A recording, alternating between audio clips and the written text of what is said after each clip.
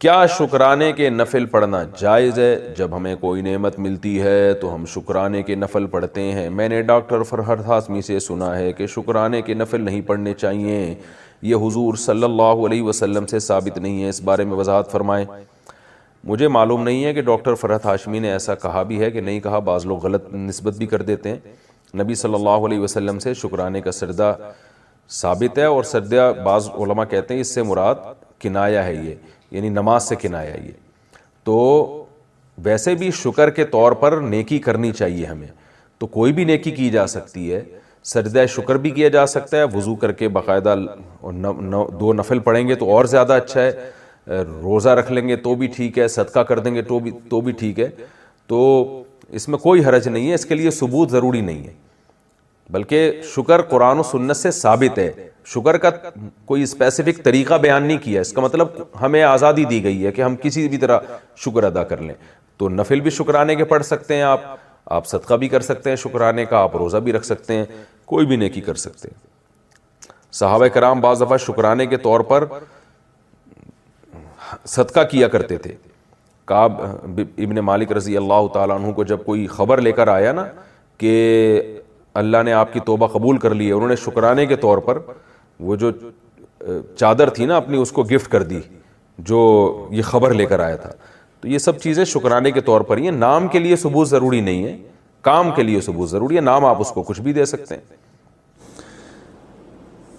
شکرانے کے طور پر کون سی عبادت کی جائے؟ ہم جس طرح نماز شکر پڑھتے ہیں، کیا اس طرح اللہ تعالیٰ کا شکر ادا کرنے کے لیے قرآن پاک پڑھ سکتے ہیں؟ نورین صاحبہ انڈیا سے۔ دیکھیں، شکرانے کے طور پر کوئی بھی نیک عمل کیا جا سکتا ہے۔ جب آپ کسی کا شکر ادا کرنا چاہتے ہیں تو ایسا کام کرتے ہیں جس میں سامنے والا خوش ہو جائے، تو اسے خوش کرنے کے لیے تھینک یو بھی بولا جاتا ہے، اسے خوش کرنے کے لیے بعض دفعہ گفٹ دے دیا جاتا ہے، بعض دفعہ اسے اپنے گھر پہ بلایا جاتا ہے، دعوت کر دی جاتی ہے۔ تو ایسے ہی اللہ تعالیٰ بھی بہت سارے طریقوں سے خوش ہوتے ہیں، نماز پڑھنے سے بھی خوش ہوتے ہیں، صدقہ سے بھی خوش ہوتے ہیں، تلاوت سے بھی خوش ہوتے ہیں۔ سب سے زیادہ تو ضروری ہے کہ گناہ چھوڑیں، گناہ چھوڑنے سے اللہ جتنا خوش ہوتا ہے کسی اور چیز سے نہیں ہوتا۔ دوسرے نمبر پہ نماز ہے، صدقہ ہے، تلاوت بھی کی جا سکتی ہے۔ روزانہ کتنے نوافل پڑھنے چاہیے؟ حدیث میں آتا ہے کہ کثرت سے نفل نماز پڑھو، تو روزانہ کتنے نفل پڑھیں جو کثرت میں شمار ہوں گے؟ کیا اس کی کوئی مقدار طے ہے یا نہیں؟ کاشف علی، اتر پردیش۔ بھائی نفل اضافے کو کہتے ہیں، تو نوافل کا مطلب ہی جو غریبی ہے آپ کی طرف سے، کوئی اللہ کی طرف سے پابندی نہیں ہے، تو وہ جتنے زیادہ پڑھیں اچھا ہے۔ اپنے فرائض واجبات پورے کرنے کے بعد، حقوق العباد پورے کرنے کے بعد جتنا ٹائم ملے نوافل پڑھیں۔ رسول اللہ صلی اللہ علیہ وسلم نے ارشاد فرمایا کہ اللہ تعالیٰ کا قرب جتنا فرائض و واجبات یعنی جو ضروری اللہ کے حکام ہیں ان کے ذریعے حاصل ہوتا ہے، اتنا کسی اور چیز کے ذریعے نہیں۔ لیکن انسان جو ہے نوافل عبادت کر کے اللہ کے اتنے قریب پہنچ جاتا ہے کہ نبی صلی اللہ علیہ وسلم نے فرمایا کہ اللہ تعالیٰ اس کی آنکھ بن جاتے ہیں جس سے وہ دیکھتا ہے، اس کے ہاتھ بن جاتے ہیں جس سے وہ پکڑتا ہے۔ تو یعنی علماء اس حدیث کا مطلب یہ بیان کرتے ہیں اب اس کا کوئی عضو بھی اللہ کی مرضی کے بغیر استعمال نہیں ہوتا۔ تو نوافل کی کثرت انسان کو اللہ کے بہت قریب کر دیتی ہے۔ بلکہ ہمارے حضرت فرمایا کرتے تھے کہ اصل تو بندہ اور اللہ کا تعلق بنتا ہی نوافل سے۔ فرائض واجبات تو ایسی چیز ہے جو کرنی ہے، وہ تو ڈیوٹی ہے، وہ تو آپ کی ذمہ داری ہے۔ آپ کا اللہ سے تعلق کتنا وہ تو نوافل سے پتہ چلے گا کہ آپ خود سے اللہ کی کتنی عبادت کرتے ہیں۔ نفلی صدقات ہو گئے اور نفلی عبادت ہو گئی، نفلی روزے ہو گئے، تو یہ تو جب پتہ چلے گا کہ جو آپ اضافی کتنا کرتے ہیں اللہ کے لیے، اس سے آپ کے اللہ کے تعلق کا پتہ چلتا ہے۔ اس لیے اللہ نے اہل ایمان کی جو صفات بیان کی، اہل جنت کی، اس میں نوافل کی کثرت کو اللہ نے بیان کی ہے کہ صبح و شام اللہ کا ذکر کرتے ہیں، تہجد پڑھتے ہیں۔ تو اس لیے نوافل جتنے چاہیں پڑھیں اچھا ہے۔ ہاں، اس سے آپ کی جو ذمہ داریاں ہیں، حقوق العباد، وہ ضائع نہیں ہونے چاہیے۔ ایسا نہ ہو کہ اتنے زیادہ کہ پڑھنا شروع کر دیں یا اتنی نفل عبادت میں مشغول ہو جائیں کہ والدین کے بنیادی حقوق یا بیوی بچوں کی بیسک حقوق ضائع ہونا شروع ہو جائیں، یہ پھر غلط ہو جائے گا۔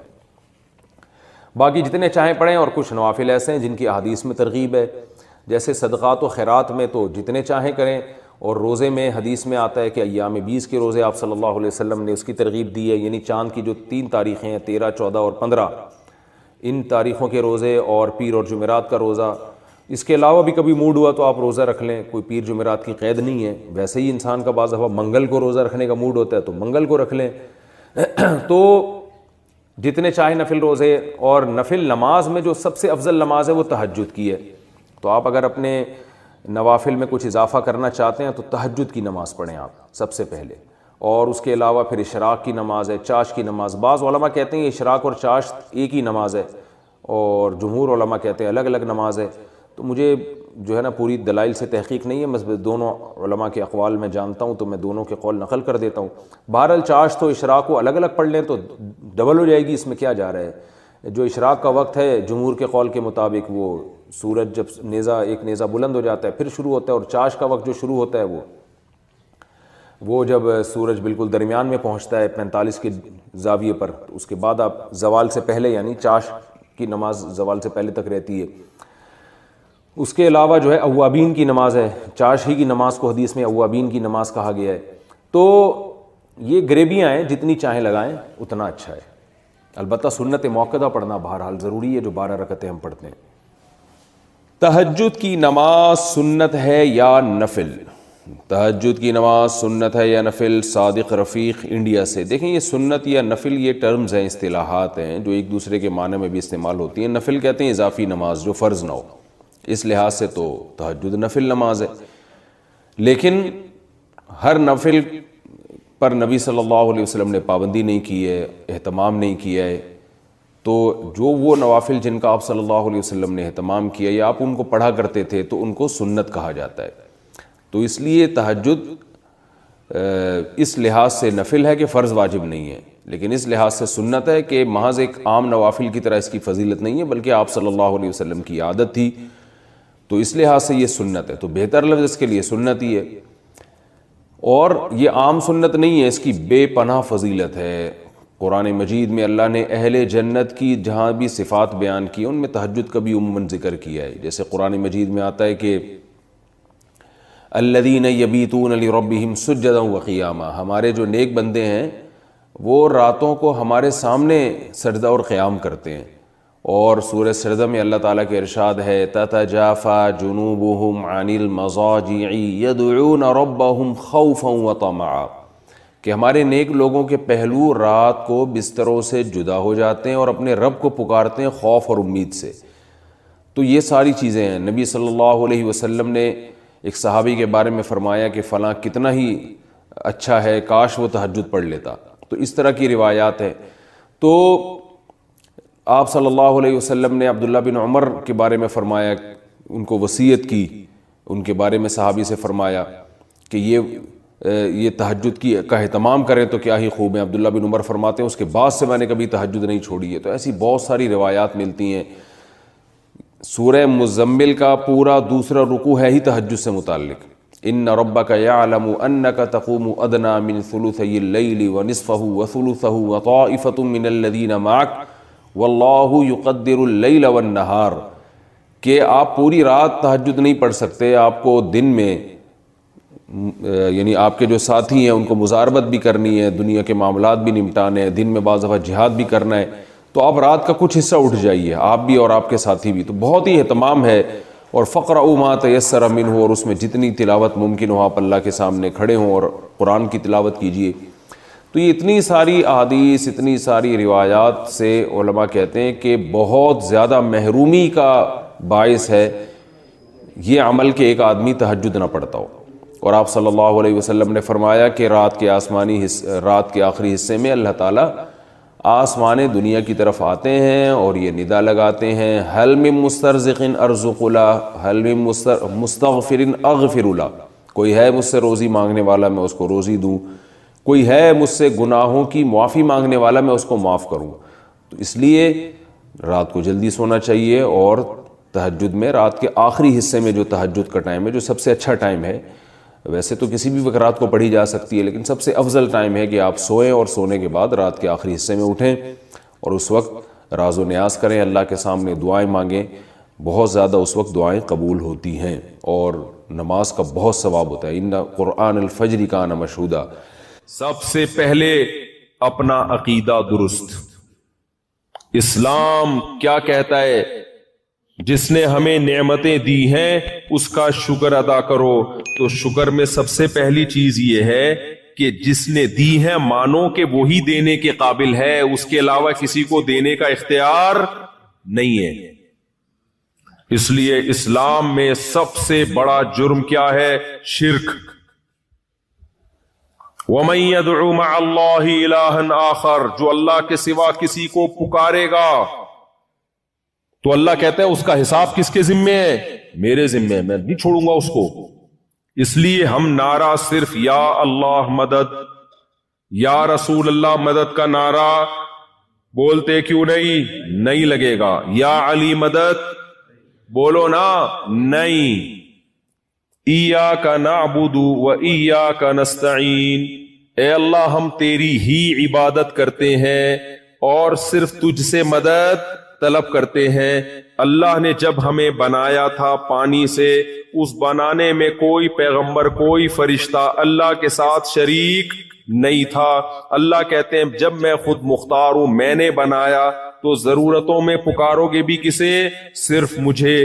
لوگ کہتے ہیں کہ اللہ نے اپنے پیغمبر کو بھی اختیارات دے رکھے ہیں, اللہ کے دینے سے پیغمبر کے پاس بھی اختیارات آ گئے. اللہ قرآن میں جگہ جگہ اس شرک کی نفی کرتا ہے. اللہ کہتا ہے میں نے کسی کو کوئی اختیار نہیں دیا, نہ پیغمبر کو نہ کسی ولی کو. معجزے جو پیغمبروں سے صادر ہوتے ہیں وہ پیغمبروں سے نہیں ہوتے, وہ اصل میں کس سے ہوتے ہیں؟ اللہ سے ہوتے ہیں. اللہ نے کسی پیغمبر کو اختیار نہیں دیا کہ جب چاہے چاند کے 2 ٹکڑے کر دے, نہ. جب اللہ نے چاہا پیغمبر پہ وحی نازل کی کہ اے نبی آپ چاند کی طرف اشارہ کریں, میں اپنی قدرت سے چاند کے 2 ٹکڑے کر دوں گا. نبی نے اشارہ کیا, اللہ نے ٹکڑے کر دیے. تو یہ اختیار کس کے پاس ہے؟ اللہ کے پاس. پھر جوڑنے والا بھی کون چاند کو دوبارہ؟ اللہ. موسیٰ علیہ الصلوۃ والسلام کو اللہ نے کہا کہ لاٹھی زمین پہ ڈالو, میں سانپ بنا دوں گا. حضرت موسیٰ کو اللہ نے یہ اختیار نہیں دیا کہ جب چاہو آپ لاٹھی کو سانپ بنا دو. اگر اللہ نے یہ اختیار دیا ہوتا تو موسیٰ علیہ السلام نے جب لاٹھی زمین پہ ڈالی تھی پہلی دفعہ اور وہ سانپ بنی تھی تو موسیٰ علیہ السلام خوف سے بھاگتے نہیں. قرآن کہتا ہے کہ موسیٰ علیہ السلام بھاگے, ولم یعقب, پیچھے مڑ کے بھی نہیں دیکھا, اتنا خوف زدہ ہو گئے اس سانپ سے. اللہ نے فرمایا یا موسیٰ اقبل, اے موسیٰ واپس پلٹ اور اس کو ہاتھ میں پکڑ لے. سنعیدها سیرتها الاولی, جس خدا نے اس لاٹھی کو سانپ بنایا ہے وہی رب اس سانپ کو دوبارہ لاٹھی بنا دے گا. پتا چلا کہ بھائی موسیٰ نہ لاٹھی کو سانپ بنا سکتے تھے, نہ سانپ کو ریورس کر کے دوبارہ لاٹھی بنا سکتے تھے. یہ سارے کام کون کر رہا تھا؟ اللہ کر رہا تھا. موسیٰ علیہ السلام جب دریا کے کنارے, پانی کے کنارے آ کے کھڑے ہوئے ہیں اور پریشان کہ پیچھے فرعون کا لشکر آگے دریا, بنی اسرائیل نے پوچھا انا لمدرکون, اے موسیٰ مر گئے, آج تو ہم مر گئے. موسیٰ علیہ السلام نے یہ نہیں فرمایا کہ نہیں مرے, بلکہ میں لاٹھی ابھی ڈالوں گا, پانی پہ ماروں گا اور اپنی طاقت سے پانی کو 2 حصوں میں تقسیم کر دوں گا. نا نا نا نا. موسیٰ علیہ السلام نے فرمایا کلا, جس اللہ نے اتنی مدد کی ہے آج دوبارہ وہ مدد کرے گا. کرے گا کیسے یہ مجھے معلوم نہیں ہے, مدد ضرور آئے گی, یہ نہیں پتا کیسے آئے گی. ان معی ربی, میرے ساتھ رب ہے. اللہ فرماتے ہیں ہم نے موسیٰ کو کہا کہ لاٹھی پانی پہ مار, فن فلقا فکان کل فرق کالطود العظیم, اللہ نے اپنی قدرت سے اس پانی کو 2 ٹکڑوں میں تقسیم کر دیا. تو یہ سارے کام کون کر رہا ہے میرے بھائی؟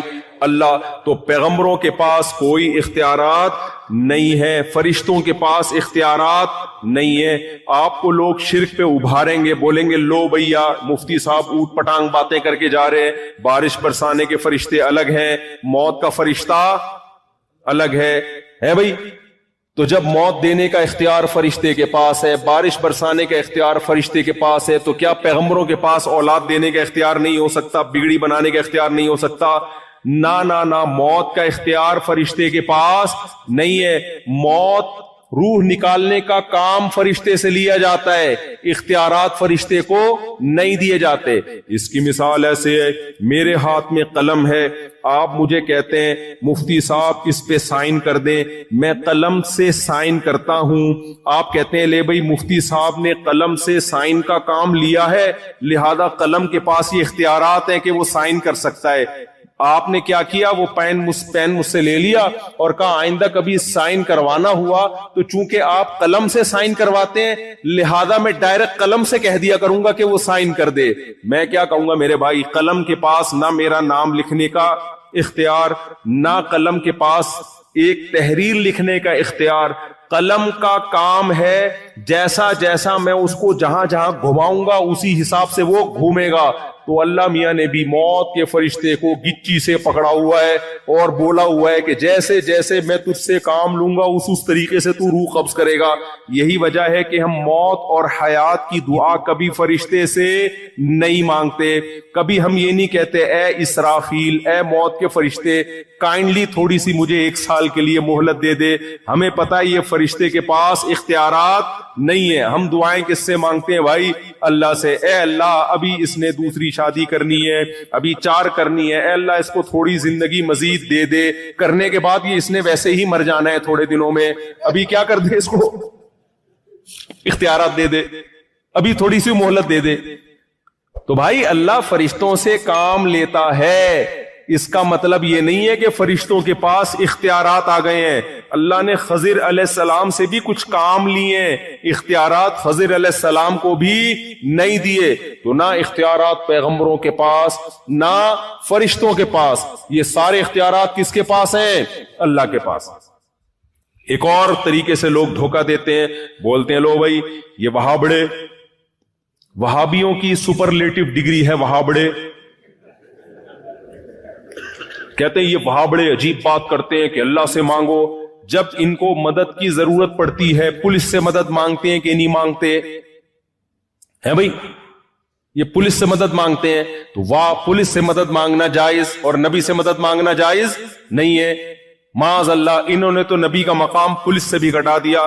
بھائی جان آپ بحث کو خلط ملط کر رہے ہو. مدد 2 طرح کی ہوتی ہے, ایک اسباب کے تحت اور ایک اسباب سے ہٹ کے. جب پولیس سے ہم مدد مانگتے ہیں تو وہ سائنٹیفک لاجک ہوتی ہے. فون کرو گے آپ, وہ گاڑی میں بیٹھ کے چلتے ہوئے آئیں گے, سائنسی اسباب اختیار کریں گے. اسباب کے اندر جو مدد مانگی جاتی ہے وہ شرک نہیں ہے, وہ تو ہم صبح شام ایک دوسرے سے مدد مانگ رہے ہوتے ہیں. وہ مدد مانگنا شرک ہے جو اسباب سے ہٹ کر, اللہ کوئی سبب نہ بھی ہو تو بھی کام کر سکتا ہے. ابراہیم علیہ السلام کو آگ میں ڈالا گیا, زندہ رہنے کی کوئی سائنٹیفک لاجک ہے؟ کوئی سائنسدان مانے گا؟ نہ, لیکن اللہ نے بچا کے دکھا دیا. عیسیٰ ابن مریم کو بغیر باپ کے پیدا کیا, کوئی سائنسدان مانے گا؟ بولتے کیوں نہیں مانے گا. ایک ایتھیسٹ نے کہا جب سے یہ ویڈیو کیمرے ایجاد ہوئے کرامتیں بند ہو گئی ہیں. تو کسی نے جواب میں دیا کہ بندر کا انسان بننا بھی بند ہو گیا جب سے. کہتے ہیں نا یہ سائنسدان کے بندر سے بنے ہیں. میں ابھی جنگل میں گیا ہوں نا, وہاں شپاٹا میں, شپاٹا اتنی مشکل سے, ایک اوکاچی مچی اتنی مشکل سے یاد ہوا تھا جاپان میں, ایک شپاٹا. تو وہاں اتنے بندروں کی قسمیں نظر آئیں, کوئی جوئیں نکال رہا ہے.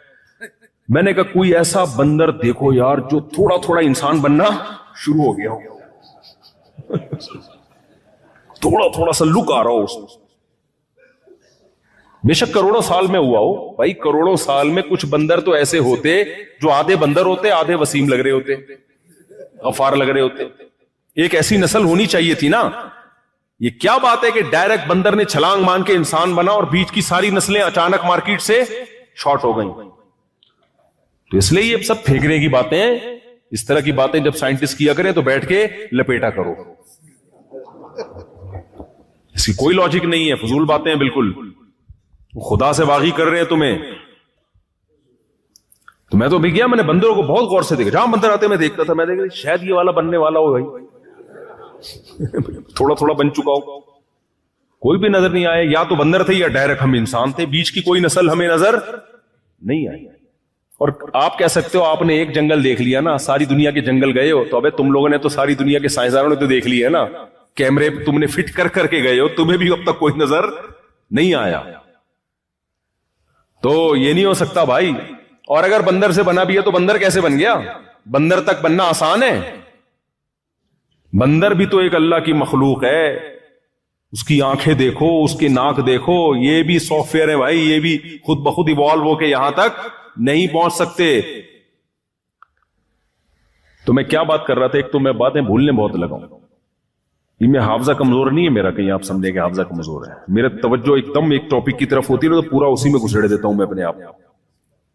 تو میں یہ عرض کر رہا تھا، ہاں عقیدے کی بات کر رہا تھا، توحید کے اسباب سے ہٹ کے کام کون کر سکتا ہے؟ اللہ. تبھی ہم دعا کرتے ہیں اللہ سے. دعا کہتے ہیں اسباب سے ہٹ کے کسی کو پکارنا. پولیس سے ہم دعا نہیں مانگتے. تو آپ یہاں بیٹھے بیٹھے نبی کو پکارو گے تو یہ اسباب کے تحت نہیں ہے، یہ اسباب سے ہٹ کے ہے، لہذا یہ والی پکار شرک ہے. تو یہ شرک اللہ کے ساتھ ناشکری ہے کہ میں نے بنایا، میں نے پیدا کیا اور میں نے پیغمبروں کو اپنے انٹروڈکشن کے لیے بھیجا کہ مجھے پکارو، تم نے اسی پیغمبر کو معبود بنا لیا. عیسائیوں نے کیا کیا ہے؟ کہا کہ عیسیٰ بغیر باپ کے پیدا ہو گئے، معاذ اللہ. کون نے اللہ کو باپ بنا دیا؟ معاذ اللہ، نقل کفر. اللہ نے کہا واہ بھائی واہ، ان مثل عیسیٰ عند اللہ کمثل آدم. عیسیٰ کی مثال اللہ کی نظر میں آدم کی طرح ہے. آدم کے نہ تو باپ تھے اور نہ ماں تھے. تو اے عیسائیوں تمہیں کیا ہو گیا کہ آدم کو اللہ کا بیٹا نہیں کہتے؟ جو باپ اور ماں دونوں کے بغیر پیدا ہوئے اور جو ماں کے ذریعے پیدا ہوا اس کو اللہ کا بیٹا کہہ رہے ہو. تو تمہیں کیا ہو گیا بھائی؟ کیسی عقل ہے؟ کیوں نہیں کہہ دیتے اللہ نے اپنی قدرت سے بغیر باپ کے پیدا کر دیا؟ کیا ہوتا ہے بھائی؟ اللہ سب کچھ کر سکتا ہے. تو یہ ہمارا عقیدہ ہے بھائی. سارے اختیارات کس کے پاس ہیں؟ ہو سکتا ہے کچھ لوگ پھر یہاں ورغلائیں. لو بھائی، جبریل آئے تھے، انہوں نے کہا تھا لِأَهَبَ لَكِ غُلَامًا زَكِيًّا، اے مریم میں تجھے ایک بیٹا ہبہ کرنا چاہتا ہوں. تو اسباب کے بغیر بیٹا ہو رہا تھا نا، بغیر باپ کے بیٹا ہو رہا ہے، اسباب کے تحت ہے، وداؤٹ اسباب ہے. کوئی لاجک بنتی ہے؟ تو جبریل کیا کہہ رہے ہیں؟ میں دے رہا ہوں. اس کا مطلب جبریل بھی بغیر سبب کے بگڑی بنا سکتے ہیں، کام کر سکتے ہیں. نا نا نا نا، یہ نسبت مجازی ہے. بعض دفعہ کام کوئی کر رہا ہوتا ہے، کسی سے لے رہا ہوتا ہے، تو نسبت مجازن اس کی طرف کر دی جاتی ہے. سمجھتے ہو کہ نہیں سمجھتے؟ جیسے قرآن میں آتا ہے کہ حلال و حرام کرنا صرف اللہ کا اختیار ہے، نبی کو بھی اختیار نہیں. لِمَ تُحَرِّمُ مَا أَحَلَّ اللَّهُ لَكَ، اے نبی جس چیز کو اللہ نے حلال کر دیا آپ اس کو حرام نہیں کر سکتے. دوسری جگہ قرآن کہہ رہا ہے یحل لهم الطیبات ویحرم علیہم الخبائث، نبی ناجائز چیزوں کو حرام کر کے جائیں گے. ہے بھائی، ایک طرف قرآن کہہ رہے اے نبی آپ حرام حلال کا رائٹ آپ کے پاس نہیں ہے، ایک طرف اللہ کہہ رہے آپ بری چیزوں کو حرام کون کرے گا؟ آپ کریں گے. بھائی حرام اللہ ہی کرے گا، لیکن چونکہ نبی کی زبان کے ذریعے کرے گا اس لیے مجازن نسبت کس کی طرف کر دی؟ بولو، نبی کی طرف کر دی. یہ نسبت مجازی کہلاتی ہے. حقیقت میں کون کر رہا ہے؟ اس کی میں اکثر مثال دیتا ہوں. آپ ہوٹل میں جاتے ہو یا کسی کی دعوت میں جاتے ہو، کسی نے پوچھا بھائی تو نے کتنی بریانی کھائی؟ آپ نے کہا میں 2 پلیٹیں کھا گیا. اگلا کہہ رہے کمبخت تجھے بریانی کھانے بھیجا تھا، پلیٹیں کھانے تھوڑی بھیجا تھا میں نے تجھے، تو کیا کر کے آیا ہے؟ تو آپ کیا کہو گے؟ بھائی کھائی بریانی ہے، لیکن بریانی اور پلیٹوں کا ظرف مظروف کا رشتہ ہے آپس میں. ظرف اور مظروف کا، یہ علماء سمجھتے ہیں نا، ظرف اور مظروف کا رشتہ ہے. تو بعض دفعہ ظرف بول کے مظروف مراد لیا جاتا ہے کیونکہ دونوں کا ریلیشن بہت مضبوط ہے. اس میں حکمت یہ کوانٹٹی بتانے کے لیے کہ کتنی کھائی ہے میں نے. اگر میں بتاتا 2 بریانی کھا گیا تو تمہیں کیا پتا چلتا کوانٹٹی کتنی ہے؟ تو میں نے 2 پلیٹیں کہا، یعنی اتنی بریانی جتنی 2 پلیٹوں میں آ جاتی ہے. تو مجازی نسبت کے لیے کوئی مصلحت ہوتی ہے تو اللہ نے بھی کہا نبی حرام کر کے جائیں گے، یہ بتانے کے لیے کہ نبی کا فریضہ کیا ہے. نبی کا کام میڈیکل سائنس یا بزنس یا کاروبار نہیں ہے، نبی کا کام ہے شریعت بیان کرنا کہ کیا حلال ہے اور کیا حرام ہے. سمجھتے ہو کہ نہیں سمجھتے ہو؟ لوگ مجھ پہ اعتراض کرتے ہیں نا، یہ مولوی صاحب امریکہ کینیڈا جاپان کیا کرنے جا رہا ہے؟ جاپان میں اتنے بڑے بڑے سائنسدان ہیں، یہ مولوی کیا سائنسدان ہے جو وہاں جا رہا ہے؟ بھائی جاپانیوں کو سب کچھ پتا ہے، حلال و حرام کا علم جاپانیوں کے پاس نہیں ہے، یہ پیغمبروں کے پاس ہے.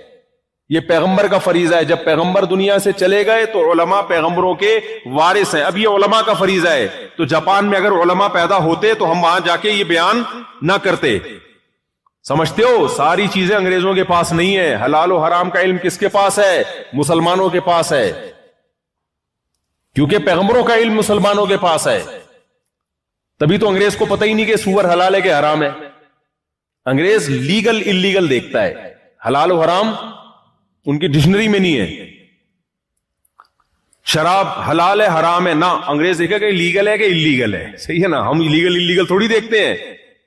اگر لیگل بھی ہو شراب پھر بھی ہمارے ہاں کیا ہے؟ حرام، کیونکہ پیغمبر نے حرام قرار دے دیا ہے. یہاں تو شراب لیگل ہے. آپ لوگ پیتے ہو کیا؟ پی کے آیا ہوا ہے تو بھائی تھوڑا پیچھے چلا جائے، کوئی بھروسہ نہیں ہے کہ بازو پی کے آیا ہوا ہوتا ہے، عجیب سی باتیں کر رہا ہوتا ہے. آج ایک آدمی کو ہم نے دیکھا دوپہر کو پتہ نہیں بھاگ رہا ہے، جاگنگ کر رہا ہے بے تکے ٹائم پہ. میں نے کہا یہ کون سا جاگنگ کا ٹائم ہے؟ پاؤں میں چپل پہنے ہوئے ہیں، عجیب اسٹائل. تو انہوں نے کہا بازو پی کے یہ بھی ہوتا ہے. پینے کے بعد کوئی بھروسہ نہیں ہوتا بھائی. ایک صاحب کو ہم نے دیکھا بیٹھے ہوئے اپنے آپ سے باتیں کر رہے ہیں. میں نے کہا یہ تقریر کی تیاری کر رہے ہیں، انہوں نے یہاں کے مقامی لوگوں کو کہہ رہے ہیں پیا ہوا ہے. تو میرے بھائی تو یہ نسبت حلال و حرام کی مجازی.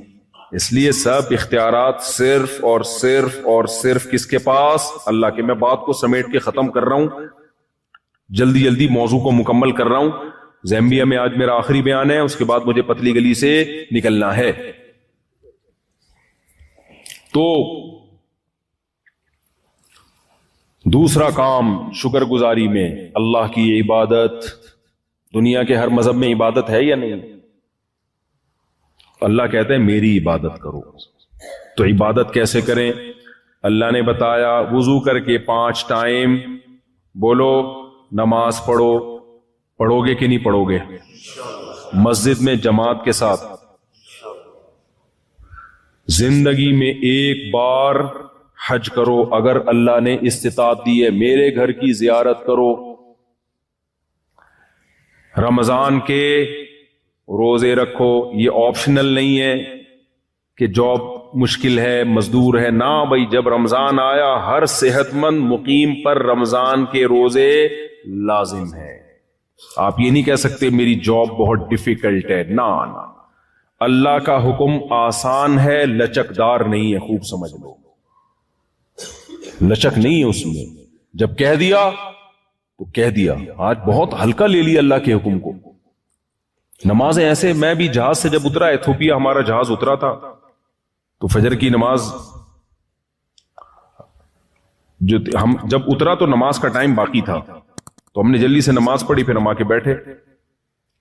تو اب اس کے بعد جو فلائٹیں آ رہی ہیں، میں نے بہت سارے لوگ دیکھے آ کے مسجد میں قضا ہو گئی فجر اور نماز پڑھ رہے ہیں. میں ان سے کہہ رہا ہوں بھائی آپ نے جہاز میں کیوں نہیں پڑھی نماز؟ کہہ رہے ہیں وہ جہاز میں جگہ نہیں تھی. وہ بھائی جیسے چاہو پڑھ، یعنی اصل میں تو نماز میں بھی کھڑے ہو کر فرض، جہاز میں بھی فرض نماز کھڑے ہو کر پڑھنا لازم ہے. فرض نماز بیٹھ کر بولو نہیں ہوتی. قبلہ رخ ہونا اور کھڑے ہونا ضروری. لیکن اگر جہاز میں آپ کو کھڑے نہیں ہونے دے رہے تو پھر مجبوراً بیٹھ کے نماز پڑھو، لیکن اس کو لوٹا لو. لیکن پڑھو تو ضرور، چھوڑنے کی اجازت تھوڑی ہے. اگر نماز قضا کرنے کی اجازت ہوتی تو اللہ میدان جنگ میں قضا کرنے کی اجازت دیتا. اللہ نے فرمایا فَإِنْ خِفْتُمْ فَرِجَالًا أَوْ رُكْبَانًا، اگر تم دشمن سے لڑ رہے ہو، خوف کی حالت میں ہو، تو کھڑے ہو کر یا سوار ہو کر پڑھ لو. قضا کرنے کی اجازت نہیں. تو میں نے داڑھیوں والے ٹوپیوں والے لوگ دیکھے، بھائی کہہ رہے ہیں یار وہ ایکچولی جگہ نہیں تھی، اب پڑھ رہے ہیں.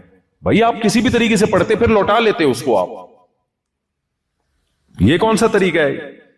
تو جب نماز کا یہ حشر نمازیوں نے کر دیا ہے تو باقی حکام کا کیا ہوگا؟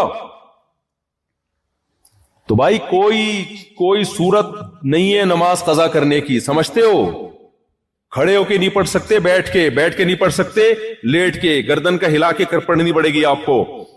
پانی نہیں ہے، تیمم. یہ ساری رخصتیں اللہ نے اس لیے تو دی ہے کہ وقت سے مت ٹالو. اگر نماز کو اپنے ٹائم سے ٹالنے کی اجازت ہوتی، اللہ کہتا کوئی بات نہیں، کھڑے ہو کے نہیں پڑھ سکتے، بیٹھ کے نہیں، بلکہ گھر جا کے آرام سے تسلی سے چھٹیوں میں پڑھ لینا جب فرصت ملے گی تمہیں. ابھی چھٹیاں آنے والی ہیں، تمہارے امتحان ہوں گے تو چھٹیاں آئیں گی، اسی وقت ساری لوٹا دینا اکٹھی بیٹھ کے. تو مذاق تھوڑی ہے نماز. تو عزم کرتے ہو کہ نہیں کرتے ایسی کی تیسی کچھ بھی ہو جائے. آج کل تو ایسی بہترین ایپلیکیشن آ گئی ہیں جہازوں کے سفر میں. آپ ایپلیکیشن ڈاؤن لوڈ کرو, اس میں اپنے فلائٹ کا ٹائم اور جہاں ارائیول اور ڈپارچر کا ٹائم لکھو, وہ پورا ٹائم نماز کا کہ جہاز کس وقت کہاں ہوگا, کتنے بج کے کتنے منٹ پہ کون سی نماز کا ٹائم داخل ہو رہا ہوگا, قبلہ کدھر ہوگا. اللہ نے اتنی آسانی کر دی ہے, سمجھتے ہو. اور مستورات کو بھی نماز پڑھوایا کرو. بہت سے نمازی ہم نے دیکھے اپنی بیگم کے ساتھ سفر کر رہے ہیں, ابے اب کون جائے گا وضو کرے گا, ابے چھوڑ بعد میں بیگم کا. بھائی جان ابھی آزمائش ہے, ابھی آزمائش ہے کہ نماز پڑھتا ہے کہ نہیں پڑھتا. خود بھی پڑھنا ہے, اپنے گھر والوں کو بھی. ٹرین کا سفر ہو, بس کا سفر ہو, نماز نہیں معاف ہے. ان الصلاۃ کانت علی المؤمنین کتابا موقوتا. اللہ کہہ رہے نماز مومنین پر مقررہ اوقات میں فرض ہے, اس کو دائیں بائیں کرنے کی اجازت نہیں ہے. تو پڑھو گے کہ نہیں پڑھو گے؟ تیسرا کام, یہ رمضان کے روزے ہو گئے, حج ہو گیا زندگی میں ایک بار. اس کے بعد اللہ نے کچھ چیزیں ہم پہ ویسے ہی حرام کی ہیں جو اخلاقیات میں آتی ہیں, ان کا عبادت سے تعلق نہیں بلکہ اخلاقیات سے. اس میں اللہ نے فرمایا لا تقربوا الزنا, زنا کرنا تو دور کی بات, زنا کے قریب بھی مت پھٹکو. زنا کا آلٹرنیٹ اللہ نے ہمیں کیا دیا؟ بولو, نکاح دیا. غیر مسلم نکاح نہیں کرتے, زنا کرتے ہیں, اور اگر شادی کرتے بھی ہیں بہت دیر سے کرتے ہیں. ان میں کوئی اگر بالغ ہوتے ہی شادی کر لے اس کو بے وقوف سمجھا جاتا ہے. آپ عمل کر کے دکھاؤ, بولو بے وقوف تم ہو, ہم نہیں ہیں. ایک غیر انگریز سے میری بات چیت ہو رہی تھی, تو میں نے کہا ہماری سوسائٹی میں اتنی عمر میں لوگ نکاح کرتے ہیں. اس نے کہا آپ کا کلچر ہے. اب میں نے زیادہ بحث نہیں کی, بھائی کلچر نہیں ہے, ہمارا مذہب ہے. کلچر تو کہتا ہے آزادی دلاتا ہے آپ کو, تو آپ اپنے عمل سے بتاؤ بھائی جلدی نکاح کیا کرو. کوئی پوچھے کیوں, بولا ہمارے مذہب کا حکم ہے. بھائی اللہ کا حکم ہے, جب اللہ کا حکم آ جائے تو پھر آپشنل رہتا ہے وہ ہے بھائی, پھر کوئی عقل چلتی ہے, پھر ایکچولی بات ہوتی ہے کچھ. کوئی بھی آپ کا باس ہو, آپ کو آرڈر دے یار یہ چیک ہے جا کے کیش کرا کے لو, آپ بولے ایکچولی سر ایکچولی میرے پیٹ میں درد, ایکچولی وہ بولے گا بھائی تو نے جاب کرنی ہے نہیں کرنی, نکل یہاں سے. تو اللہ کو اتنا ہلکا لے لیا بھائی.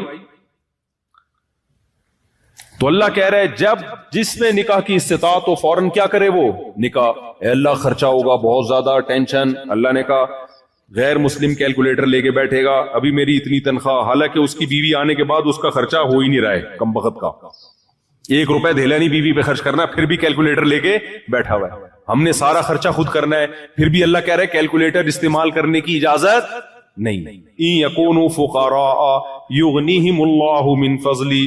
اللہ کہتے ہیں نکاح کرو, اگر فقیر ہوگے اللہ اپنے فضل سے غنی کر دے گا. اللہ پہ توکل کرو. جو اللہ بچہ پیدا ہونے کے بعد ماں کی چھاتیوں میں دودھ پیدا کر دیتا ہے, تو وہ بیوی آنے کے بعد تمہارے مال میں برکت نہیں دے سکتا کیا؟ نہ نسل کو روکو نہ شادی سے روکو. غیر مسلم کہتا ہے بچے 2 ہی اچھے, ہوتے 2 بھی نہیں ہیں, لیکن بہرحال کہتا ہے کیا ہے بچے 2 ہی اچھے. اسلام کہتا ہے نہیں بھائی, رزق کس کے ہاتھ میں ہے؟ اللہ کیا. اللہ کو خاندانی آدمی پسند ہے. پارکوں میں لکھا ہوتا ہے فیملی کے ساتھ آئیں, ہو سکتا ہے جنت کے دروازے پہ اللہ لکھ دے فیملی کے ساتھ آؤ. پھر کیا کرو گے؟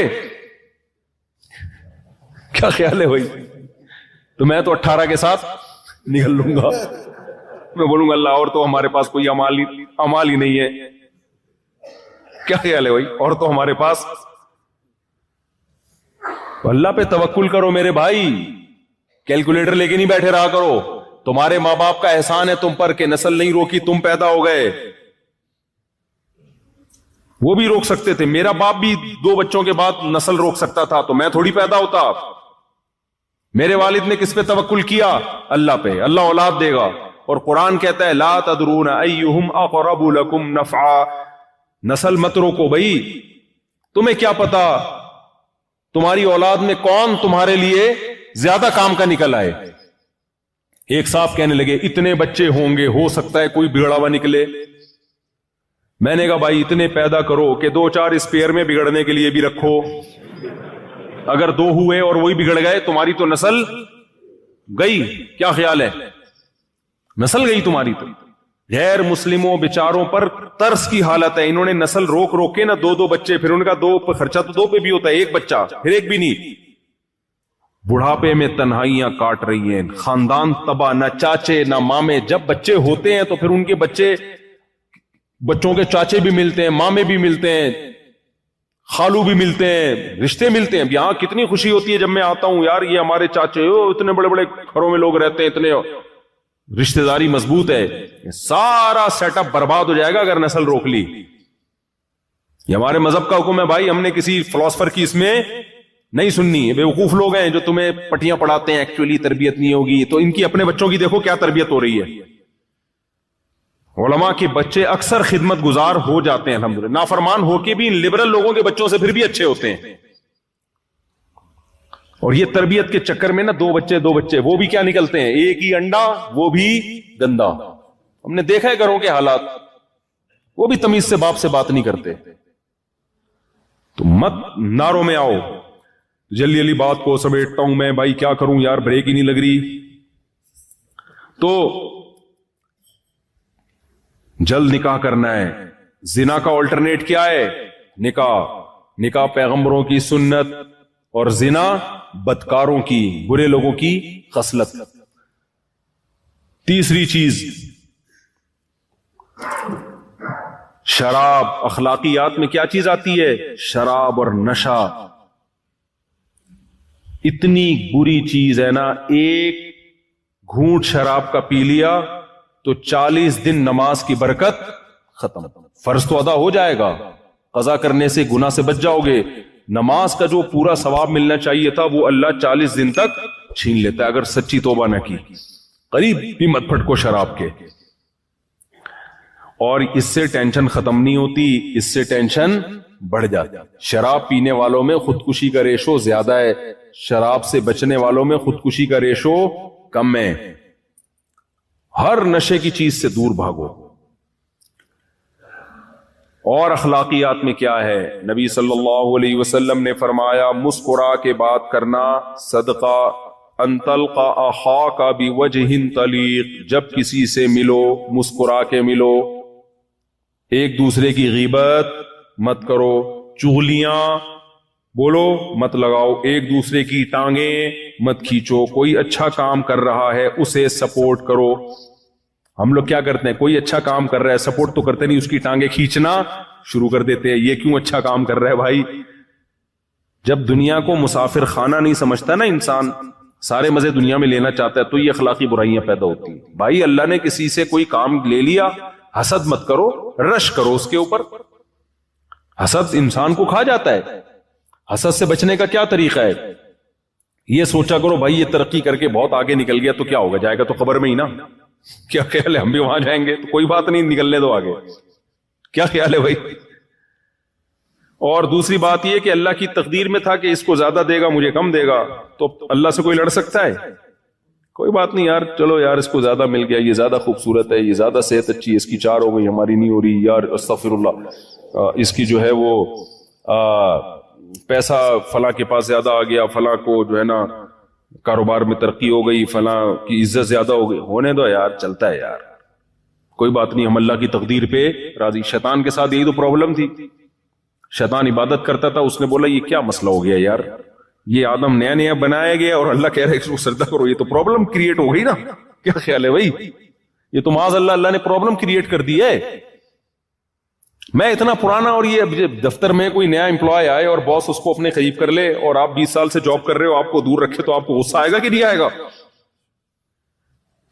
تو شیطان کو بھی غصہ آیا کہ بھائی اللہ میاں نے اس کو میرے سامنے بنایا اور مجھے کہہ رہے اس کو سجدہ کرو. اڑ گیا شیطان. اب بھائی تو چھوڑ دے یار, تجھے بھی تو اللہ نے ہی بنایا ہے نا, جتنا تجھے دیا ہے تو اس پہ اللہ کا شکر ادا کر. کیا خیال ہے بھائی؟ اپنے سے کمتر کو دیکھ. اللہ تجھے گدھا بھی بنا سکتے تھے, اللہ تجھے خنزیر بنا سکتے تھے. تبھی حدیث میں آتا ہے دنیا میں ہمیشہ اپنے سے کمتر لوگوں کو دیکھا کرو. کمتر کو دیکھو گے تو شکر کی توفیق ملے گی, اپنے سے اونچوں کو دیکھو گے تو سوائے احساس کمتری کے کچھ بھی حاصل نہیں ہوگا. دوسروں کی بیویاں دیکھ دیکھ کے لوگ احساس کمتری میں جا رہے ہیں. پردہ تو آج کل ختم ہو گیا نا. ابے اس کی بیوی اتنی خوبصورت, میری والی ایسی. تو ابے بھائی تو دیکھ, بہت سارے تجھ سے زیادہ ہینڈسم ہیں, ان کو بیویاں تجھ سے زیادہ بدصورت ملی ہوئی ہیں, ان کو دیکھا کر. ہمارے ایک جاننے والے کی شادی ہوئی, اتنی ٹینشن میں نا ہمارے استاد سے آ کے کہنے لگا میری دلہن مجھے بالکل پسند نہیں آ رہی ہے, میں بہت ٹینشن میں ہوں, شکل اچھی نہیں ہے, ڈپریشن میں گیا. وہ ہمارے استاد نے کہا ایسا کر, تو نے کبھی اپنے آپ کو شیشے میں دیکھا ہے؟ کہہ رہے بہت دفعہ دیکھا. کہہ رہے آج اس نیت سے دیکھ کہ اس ڈیزائن پہ تجھے یہ مل گئی, یہ اللہ کا شکر ہے یا نہیں ہے. اپنا ڈیزائن چیک کر دوبارہ سے. واقعی اس نے شیشے میں دیکھا, کہا کہ میں اب اللہ کا شکر ادا کر رہا ہوں. آج تک اس نیت سے کبھی اس نے اپنے آپ کو دیکھا, اب کمپیئر کر کے دیکھا کہ اس سے تو پھر بھی یعنی میں زیادہ بدصورت ہوں. تو اس ڈیزائن پہ یہ بھی غنیمت ہے اللہ کی. اپنا ڈیزائن دیکھتے نہیں ہو میرے بھائی, فلمی اداکاروں کو دیکھ رہے ہیں, تو اس سے نعمت کی ناقدری ہوتی ہے, انسان ٹینشن میں جاتا ہے. تو تقدیر پہ راضی رہو بھائی, جو ہے اللہ کا دیا, میں اللہ کی تقدیر پہ راضی ہوں. کوئی بات نہیں, اللہ نے اس کو زیادہ نواز دیا, زیادہ دے دیا, کوئی بات نہیں. میں نے گھر میں بورنگ کروائی تھی, تو چند مزدور آئے, بڑی محنت سے بورنگ کر رہے تھے, اور ٹھیکیدار نا کرسی پہ بیٹھا ہوا چائے پہ چائے پی رہا ہے. بس وہ تو ٹھیکیدار تھا نا, اس نے ان سے کام لینا تھا. تو میں نے اس مزدور سے کہا کہ یار ٹھیکیدار کو کچھ بھی نہیں, وہ کام پیسہ زیادہ ٹھیکیدار کما رہا ہے, کام سارا تم کر رہے ہو ہے بھائی. وہ تو صرف آرڈر پکڑتا ہے, مزدوروں سے رابطہ کرتا ہے, سارا پیسہ لے گا تو ان کو ان کے کمیشن دیا, اور سارا آرام سے بیٹھ کے دودھ پتی پی رہا ہے, پان گٹکا چبا رہا ہے اور پیسے کما رہا ہے. تو میں نے مزدور سے کہا, میں نے کہا محنت تمہاری اتنی, پیسہ یہ کما رہا ہے, تمہیں غصہ نہیں آتا؟ اس مزدور نے کہا نہیں بھائی اللہ کی دین ہے یار, اللہ کسی کو اس طرح دیتا ہے, کسی کو اس طرح دیتا ہے. خوش. میں نے کہا دیکھو 2 منٹ میں اس نے مسئلہ کیا کر دیا. سارے ٹھیکیدار بن جائیں تو بورنگ کراچی میں ہوتا تو میں کہتا تمہارا باپ کرے گا. پھر بھائی اللہ کی تقسیم ہے, کسی کو اللہ نے ٹھیکیدار بنا دیا اور کسی کو اللہ نے سارے ہی ٹھیکیدار بن جائیں, تو پھر تھوڑی, پھر کون بورنگ کرے گا بیٹھ کے. تو یہ اللہ کی دین ہے میرے بھائی. یبسط الرزق لمن یشاء, جس کو چاہتا ہوں رزق کے دروازے کھول دیتا ہوں, ویقبض, جس کے چاہتا ہوں رزق کے دروازے بند کر دیتا ہوں. لیکن تسلی اللہ نے جس کے رزق کے دروازے کم کر دیے اس کو بھی دی ہے. بھائی زیادہ ٹینشن لینے کی ضرورت نہیں ہے. یہ جو اتنا کروڑ پتی بن گیا یہ بھی قبرستان میں جانے والا ہے, ٹھیک ہے, تو بھی کہاں جانے والا ہے, اندر جا کے دونوں کیا ہو جاؤ گے, برابر. جب قبر کھود کے دیکھی جائے تو رکشے والے کی قبر میں اور 1000 گز کے بنگلے والے کی قبر میں اندر سے کوئی فرق نہیں ہوتا. تو اس لیے اخلاقیات میں کیا ہے, ایک دوسرے سے حسد اور جیلسی بولو مت کرو, غیبتیں, چغلیاں, مخالفتیں مت کرو ایک دوسرے کی. اور اخلاقیات میں یہ تو اخلاقیات. دوسرا کیا ہے, حقوق العباد. تو اللہ کے بندوں کے حقوق میں سب سے پہلے والدین, اس کے بعد بھائی بہن, اولاد, جتنا قریبی رشتہ ہوگا اللہ نے اس کا حق اتنا زیادہ بتایا. یہ چند باتیں ہیں, 2 باتیں کر کے میں اپنے بیان کو ختم کر رہا ہوں. ایک بات یہ کہ اس ملک میں ہمیں فرقہ واریت نظر نہیں آئی, الحمدللہ. برما میں گیا کوئی فرقہ نہیں ہے, افریقہ میں آیا ہوں اب تک کی رپورٹ کے مطابق کوئی فرقہ نہیں. ہوتا پتہ ہے کیا ہے آج کل دھوکہ کیا ہو رہا ہے, کوئی نیا فرقہ بنے گا, اس سے فرق کرنے کے لیے آپ کو بھی کوئی نام دے دیا جائے گا, پھر لوگ کہیں گے دیکھو یہ نیا فرقہ بن رہا ہے, آپ کو پھر کیا کہا جائے گا, فرقہ. جیسے میں نے ابھی ایک بیان کیا کہ علماء دیوبند کوئی فرقہ نہیں ہے. جب سے اسلام آیا نا بر صغیر میں, برما میں, ہندوستان میں, افغانستان میں, ایران میں, شیعہ لوگوں کے علاوہ جو اہل سنت والجماعت کا مسلک آیا تو ہم اسی کو فالو کرتے چلے آ رہے ہیں. بہت سے نئے نئے فرقے ہندوستان میں بنے جن کی ڈیٹ آف برتھ بھی ہمیں معلوم ہے, ان سے فرق کرنے کے لیے لوگوں نے ہمیں دیوبند کا نام دے دیا. تو پھر لوگوں نے کہنا شروع کر دیا دیوبندی ایک فرقہ ہے. بھائی دیوبندی فرقہ نہیں ہے, یہ علماء بر صغیر کے, یہ تو صدیوں سے جو اسلام آیا تھا اسی کو فالو کرتے آ رہے ہیں. ان سے جو ہٹے اور نئے نئے نام دیے وہ نئے نئے فرقے بنے ہیں. سمجھ میں آ رہی ہے کہ نہیں آ رہی ہے بات؟ تو فرقہ واریت سے بچنے کا طریقہ میں آج آپ کو بتاتا ہوں. دیکھو نبی صلی اللہ علیہ وسلم نے, یہ بہت امپورٹنٹ بات ہے, اس کو گچی سے پکڑ لو, کیونکہ جہاں بھی پاکستانی جاتا ہے نا وہاں کچھ نہ کچھ نئے نئے جو اسکالر آ رہے ہیں نا یہ کچھ نہ کچھ گند کرتے ہیں. دیکھو نبی صلی اللہ علیہ وسلم نے فرمایا میری امت 73 فرقوں میں تقسیم ہوگی, ان 73 میں 72 جہنمی, ایک جنتی. وہ ایک جو جنتی ہے اس کے بارے میں نبی نے فرمایا ما انا علیہ و اصحابی, جلدی جلدی سمیٹ رہا ہوں میں, کہ جو میرے اور صحابہ کے طریقے کو فالو کرے گا. اسی وجہ سے علماء نے اس جنتی فرقے کا نام رکھا اہل سنت والجماعت. سنت سے مراد نبی اور جماعت سے مراد صحابہ. جو بھی نبی اور صحابہ کے طریقے سے ہٹ کے قرآن کو ایکسپلین کرے گا وہ کس میں جائے گا؟ جہنم میں. وہ ان 72 میں داخل ہوگا جو جہنمی ہے. یہ جو چاروں امام ہے نا, امام ابو حنیفہ, امام مالک, امام احمد, امام شافعی رحمہم اللہ تعالی, ان کی اصل بنیاد قرآن, سنت اور صحابہ ہیں. یہ کبھی اجماع صحابہ کے خلاف بولو نہیں جاتے. تبھی چاروں امام 3 طلاقوں کو 3 کہتے ہیں. وجہ کیا ہے کہ صحابہ سارے کے سارے 3 طلاقوں کو اکٹھی 3 طلاقوں کو 3 مانتے تھے. یہ صحابہ کے اجماع کے خلاف نہیں جاتے تھے یہ لوگ. ہاں کچھ مسائل میں ان میں اختلاف ہوا, اس اختلاف کی وجہ سے وہ جہنمی فرقوں میں نہیں آ جاتے. اس کی دلیل بھی حدیث سے ثابت ہے.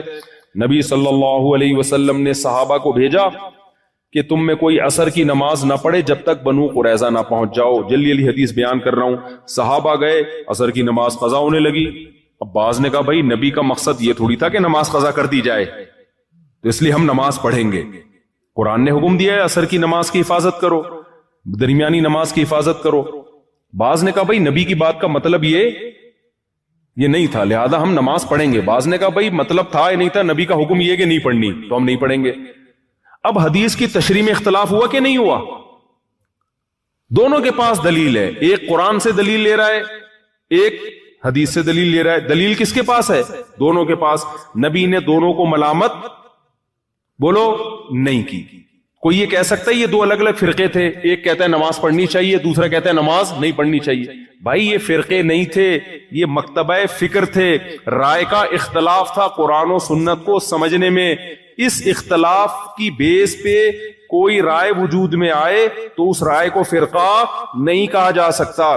یہ جو امام ابو حنیفہ, امام مالک, امام شافعی, امام احمد بن حنبل, انہوں نے قرآن و سنت پہ ریسرچ کی ہے تو بہت سارے مسائل میں ان کا اتفاق ہو گیا. اور کچھ مسائل ایسے تھے جن میں ادھر بھی دلیل ادھر بھی دلیل, تو ان مسائل میں ان کا اختلاف ہو گیا اور انہوں نے اسلامی قانون کو مرتب کر لیا. جب اسلامی قانون مرتب ہوا تو پوری دنیا میں انہی کے فالوورز پھیل گئے. پوری دنیا میں, بر صغیر میں, ہندوستان, پاکستان, اسی طرح روس کی ریاستیں, ازبکستان, بخارا, سمرقند, ان علاقوں میں, افغانستان اور برما, یہ پورے علاقوں میں فقہ حنفی آیا. سمجھتے ہو؟ تو یہ سارے کے سارے یہاں اسلام لانے والے ہی حنفی تھے. تو یہاں قدیم جو اسلام آیا ہے وہ کون لے کر آئے ہیں؟ حنفی علماء لے کر آئے ہیں. تبھی صدیوں سے یہاں فقہ حنفی کو فالو کیا جا رہا ہے. آپ جس کنٹری میں رہتے ہیں یہاں زیادہ تر لوگ مالکی ہیں. میں نے یہاں دیکھے نماز پڑھتے ہوئے فقہ مالکیہ کو. یہاں امام مالک رحمہ اللہ تعالی کی تحقیقات کو فالو کیا گیا. سعودی عرب میں بہت تھوڑے سے علاقے میں 2% لوگوں نے امام احمد ابن حنبل کے فقہ کو فالو کیا. اسی طرح ملیشیا, انڈونیشیا میں اسلام کیا تو شوافے گئے وہاں پہ, فقہ شافی. تو پوری دنیا صدیوں تک ان 4 فقہ کو فالو کرتی رہی ہے. لہذا کوئی اگر اٹھ کے کہے یہ 4 فقہ فرقے ہیں تو وہ 100% غلط بات کر رہا ہے, کیونکہ اس کا مطلب تو پھر پوری امت ہی جہنم میں چلی گئی نا. بچے گا کون؟ ابے کیا ہو گیا؟ تو بچے گا پھر کوئی؟ پھر وہی دال چاول والا قصہ ہو جائے گا جو میں بار بار بیان کرتا ہوں. ایک آدمی نے خواب دیکھا کہ جنت میں دال چاول کھائی جا رہی ہے, جہنم میں دیگیں پک رہی ہیں. اس نے کہا یار یہ کیا مذاق ہے, تو فرشتے نے بولا 4 آدمی آئے جنت میں دال چاول ہی پکائیں گے, اب دیگے تھوڑی پکائیں گے ان کے لیے ہم. کچھ لوگ اسلام کو ایسا ایکسپلین کرتے ہیں کہ ایسا لگتا ہے یہ 4-6 آدمی ٹھیک ہیں, باقی سارے صدیوں سے کیا کر رہے ہیں, گھاس کھا رہے ہیں. تو امام ابو حنیفہ کا جو فقہ ہے وہ فقہ حنفی ہے وہ فقہ محمدی, نبی کا فقہ ہی ہے. اس کو مرتب امام ابو حنیفہ نے کیا, ان کے شاگردوں نے, اس لیے نسبت کس کی طرف کر دی, امام حنیفہ کی طرف. جیسے مصحف عثمانی, حضرت عثمان, یہ جو ہم مصحف پڑھتے ہیں نا قرآن, اس کو مصحف عثمانی کہا جاتا ہے. تو کیا مطلب یہ نبی کا مصحف نہیں ہے کیا؟ بھائی نبی کا مصحف ہے, لیکن اس کو ترتیب کس نے دیا ہے, جمع حضرت عثمان نے, تو نسبت کس کی طرف کر دی ہے. اب کوئی کہے ہم ابو حنیفہ فقہ حنفی کو نہیں, ہم قرآن و حدیث کو مانتے ہیں, اس کو چاہیے اپنی کھوپڑی کا علاج کرائے. یہ ایسا ہی ہے جو کہے میں مصحف عثمانی نہیں مانوں گا, میں مصحف محمدی مانوں گا. بھائی تو کہاں سے لائے گا مصحف محمدی؟ نبی کا مصحف مرتب کس نے کیا ہے؟ کوئی کہے میں بخاری کی حدیث نہیں مانوں گا, میں نبی کی حدیث مانوں گا. ابے بھائی امام بخاری نے جو نبی کی باتوں کو جمع کیا, تو جن باتوں کو امام بخاری نے مرتب کیا اس کو بخاری کی حدیث کہا جاتا ہے وہ نبی کی حدیث. تو یہ جو قانون اسلامی مرتب ہوا ہے نا, اس مرتب شدہ قانون کو کیا کہا جاتا ہے؟ جس کو امام مالک نے مرتب کیا اس کو فقہ مالکیہ. تو یہ پوری دنیا میں پھیل گیا, اور جب گیا ہے تو پھر پوری دنیا میں مسلمانوں نے اسی کو فالو کیا ہے. ہر شخص کو اجازت نہیں دی ہے کہ وہ خود قرآن و حدیث میں تحقیق کر کے چیزیں لائے مارکیٹ میں. اگر ہر شخص کو اجازت دے دی جائے کہ خود سے وہ تحقیقات کرتا رہے تو دین چوں کا مربع بن جائے گا, اچار چٹنی بن جائے گا, اور خواہشات کا مجموعہ بن جائے گا, جیسے کہ بن رہا ہے. ہر اسکالر اٹھتا ہے قرآن حدیث کے نام پہ کوئی نیا منجن مارکیٹ میں لا کے بیچنا شروع کر دیتا ہے. تو اس لیے حنفی بھی ٹھیک ہے, مالکی بھی ٹھیک ہے, شافی بھی بولو ٹھیک ہے. ان میں اگر اختلاف ہے تو وہی والا اختلاف ہے جو صحابہ میں بنو قریظہ والا اختلاف ہوا تھا. نبی نے کسی کو بھی جہنمی نہیں کہا, لیکن علماء کہتے ہیں فالو ایک کو کرنا ہے, برحق چاروں کو سمجھنا ہے. جیسے صحابی نے ایک رائے کو فالو کیا تھا نا, 2 رائے کو فالو کرنا ممکن نہیں ہوتا. اب ایک صحابی کہہ رہے میں نہیں بھی پڑھوں گا اور پڑھوں گا بھی عصر کی نماز. بھائی ایک کو فالو کرو گے آپ, یا تو نہیں پڑھو گے یا پڑھو گے, 2 کو تھوڑی فالو کیا جا سکتا ہے. لوگ کہتے ہیں جب چاروں برحق ہیں تو چاروں کو فالو, یہ پاسبل نہیں ہے. دوسرا اس میں خواہشات کا دروازہ کھل جائے گا, اس لیے منع کیا جاتا ہے بھائی ایک کو فالو کرو. اب کیا ہوتا ہے, کچھ لوگ ہمیں فون کرتے ہیں کہ کسی لڑکی سے شادی کرنی ہے, اس کے ابا راضی نہیں ہے. میں کہتا ہوں آپ مجھ سے مسئلہ کیوں پوچھ رہے ہو, آپ تو اہل حدیث سے پوچھتے ہو مسئلہ. وہ کہتے ہیں بھائی اب لڑکی چاہیے نا, تو اب ہم سے پوچھ رہے ہیں مسئلہ. اہل حدیث تو کہتے ہیں کہ ولی کی اجازت کے بغیر نکاح نہیں ہوتا.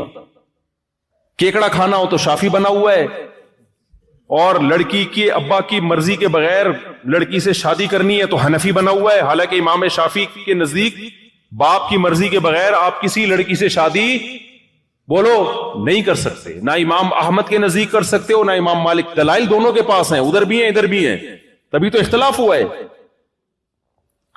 تو اس لیے آپ اگر فرقہ واریت سے بچنا چاہتے ہو تو وہی طریقہ ہے جو صدیوں سے چلا آ رہا ہے. ایک کو فالو کرو مضبوطی کے ساتھ, اور دوسرے پہ طنز مت کرو. ہاں کچھ چیزیں ایسی ہیں جو فقہ حنفی میں یا فقہ شافی میں ہیں نہیں, گھسیڑ دی گئی ہیں, وہ بدعتیں کہلاتی ہیں. ان بدعات میں کسی کو فالو نہیں کرنا, بدعت کا بائیکاٹ کرنا ہے. اب وہ بدعتیں کیا کیا ہے جو حنفیوں میں بھی ہیں, کچھ شافیوں میں ہیں, کچھ مالکیوں میں ہے, وہ میں بدعتوں پہ بیان کروں گا تو بہت لمبا بیان ہو جائے گا. بدعت میں کسی کی نہیں ماننی ہم نے. اور دوسری بات یہ کہ کچھ لوگ آئیں گے آپ کے پاس, امام حنیفہ نے یہ کہا, امام شافی نے یہ کہا, اس کی کوئی دلیل نہیں. بھائی جب فقہ مرتب ہوا ہے نا تو اس میں یہ نہیں ہوتا کہ ہر امام ابو حنیفہ کا قول لے لیا گیا ہے. فقہ میں پھر علماء مشائخ نے یہ فیصلہ کیا ہے کہ فلاں قول چھوڑ دیا, کسی دوسرے قول پہ فتویٰ دے دیا تو وہ فقہ کا حصہ بن گیا. شافعی فقہ میں امام شافی کا ہر قول شافی فقہ نہیں ہے, لوگ ہم پہ اعتراض کر رہے ہوتے ہیں 2.5 سال تم لوگ کہتے ہو دودھ پلانے کی مدت ہے، امام حنیفہ کہتے ہیں کہ دارالحرب میں سود لینا جائز ہے. بھائی فقہ حنفی میں جائز نہیں ہے، فقہ حنفی میں 2 سال کے بعد دودھ پلانا ناجائز ہے. تو اس میں فقہا خود فیصلہ کر چکے ہیں. بعض دفعہ امام حنیفہ تک حدیث نہیں پہنچی ہوتی. امام حنیفہ کے نزدیک بارش کے وقت نماز استسقاء نہیں ہے. اب کوئی کہہ دیکھو امام حنیفہ کے نزدیک بارش میں استسقاء نہیں ہے اور حدیث میں آتا ہے بارش میں استسقاء کی دعا ہے، تو یہ حنفی مذہب قرآن و سنت کے خلاف ہے. بھائی امام ابو حنیفہ کے اس قول کو حنفیوں نے لیا نہیں ہے، سمجھتے ہو؟ صاحبین کے قول کو لیا ہے، کیونکہ اس میں امکان ہے کہ ہو سکتا ہے امام صاحب تک یہ حدیث نہ پہنچی ہو. تو ہر اشکال کا جواب علماء کے پاس موجود ہے، لیکن کچھ لوگ آئیں گے آپ کو مختلف طریقوں سے توڑنے کی کوشش کریں گے.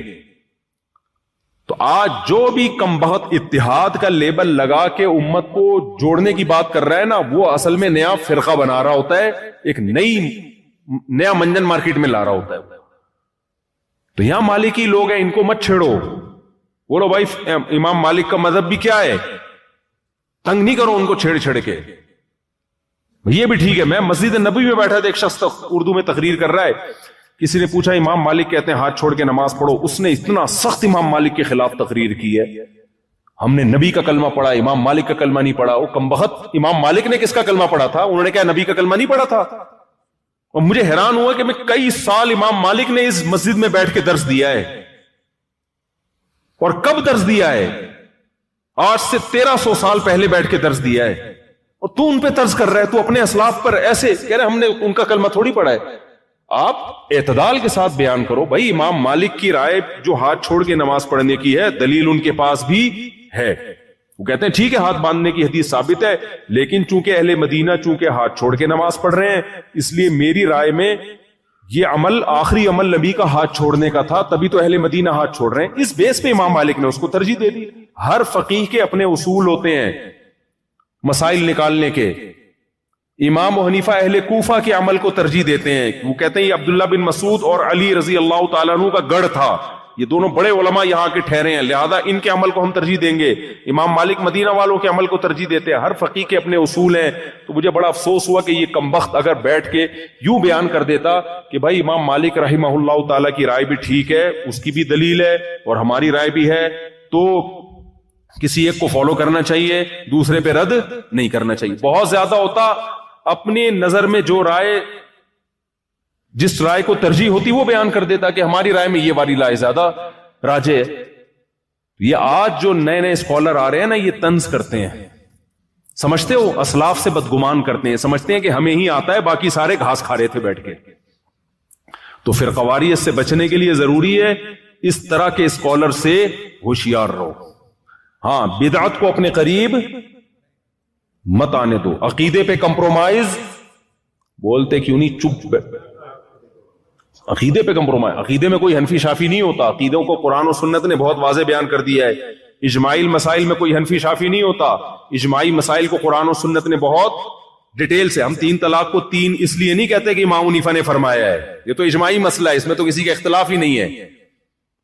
یہ تو قرآن نے بھی بتا دیا، حدیث میں بھی، صحابہ نے بھی بتا دیا.